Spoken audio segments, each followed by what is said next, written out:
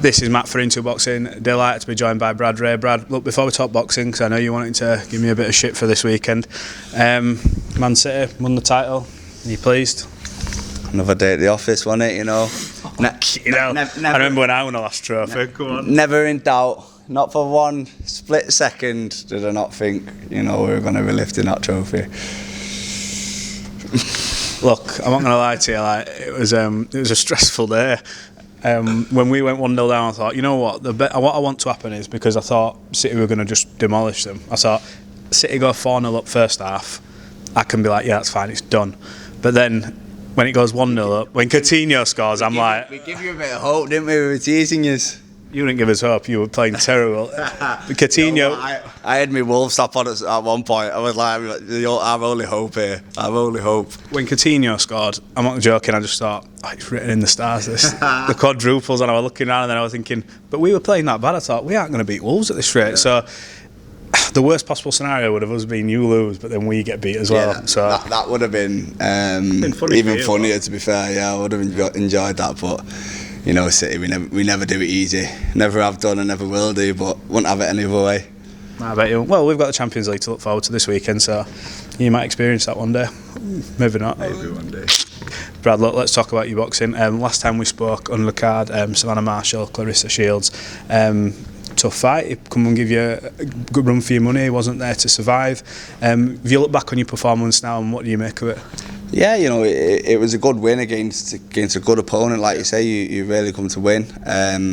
Been in there at a good level and had a good record, and it was a risky fight to take at the time. Obviously, all wasn't my own way when I watched it back, but I thought it was quite a controlled performance, and it'll a big learning fight for me. And hopefully in the future, it'll put me in good stead.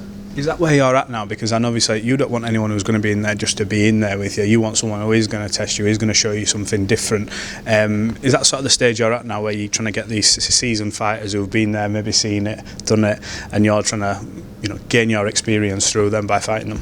Yeah, definitely. I think I've always had that mentality. Even since boxing the journeyman earlier on the small hall circuit and stuff, like, I've wanted to push myself. I used to say to my manager all the time, like, come on, get us someone who's winning record or coming to win. And I think that may be why, when I've got in them bigger fights down the line, or when I've been in these 50-50 fights, that wasn't really supposed to walk. I've won comfortably, and I think it's because of that experience that I've got early on in my career. And when I'm in them bigger fights down the line, them type of fights like my last one, will again, hopefully be the difference between winning and losing. Now you talk about big fights and big moments though, but the fight before that was the Carnbrook undercard, and you produced a highlight reel knockout.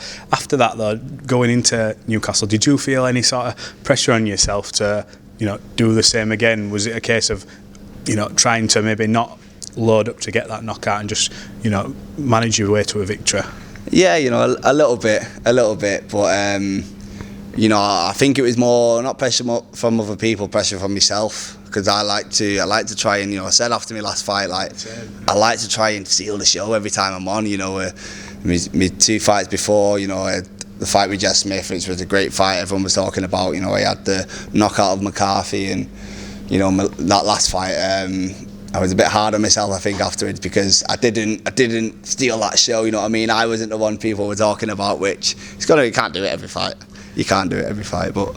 Yeah, I remember now, post-fight interview, I remember you being a bit down, and I'm thinking, why are you down? That guy that you were with, you were a bit like, I didn't knock you out. I'm like, are you kidding me? Like, that guy was tough. He didn't come to just, like I said, just be there. So do you find that you get the best out of yourself with that attitude, having that, I could be better here and here kind of thing? Yeah, definitely. You can always be better, no matter what. Even the McCarthy fight, first round knockout. These places where it can be better, and that's why back in the gym now, and we're working on a few things with my coach Blaine, and hopefully we'll put that into practice in my next fight. What did you do after the fight? I know you were on about eating a shitload of food. You must have listed about 20 restaurants and however many dessert places. Did you go mad after the fight? Got fat. Got fat. Got pissed.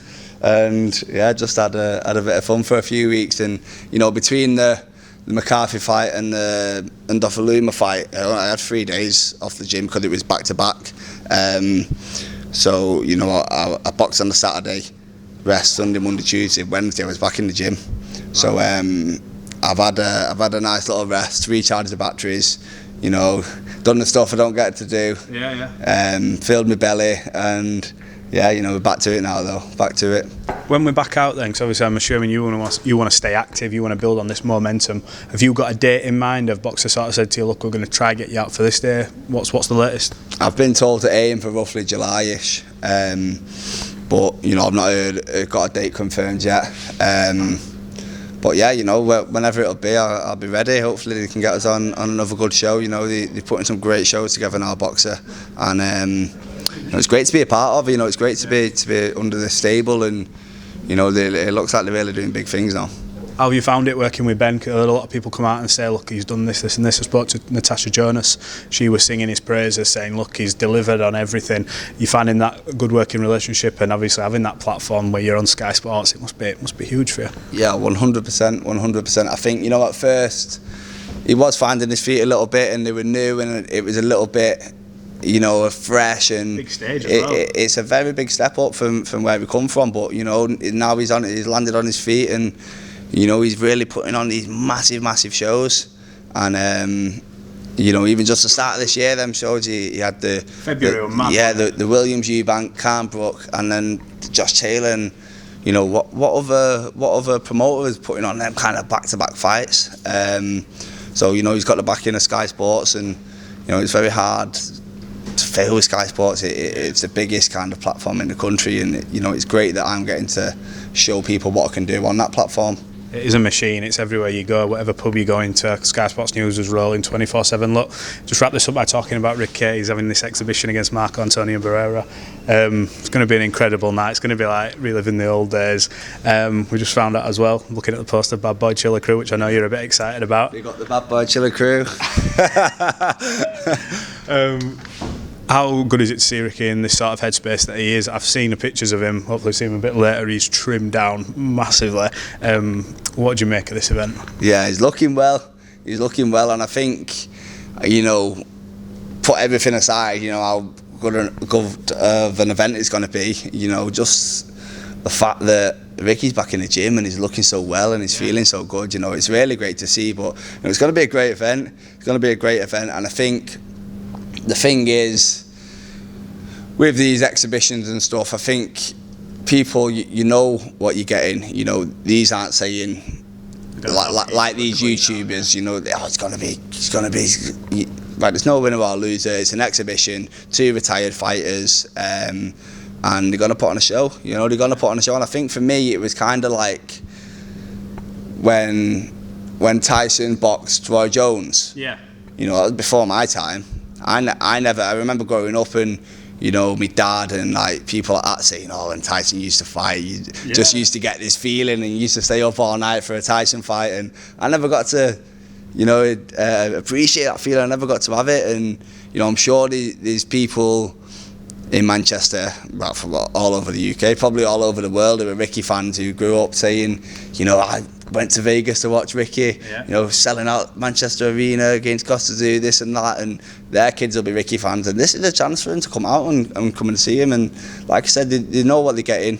They're not talking it up as if, you know, I'm going to do this, I'm going to do that. It's an exhibition at the end of the day, but you know, it's going to be a great event. And you know, when you're in that arena and the crowd's going mad and Blue Moon starts. I'll allow that song for that evening. I'm not going to lie.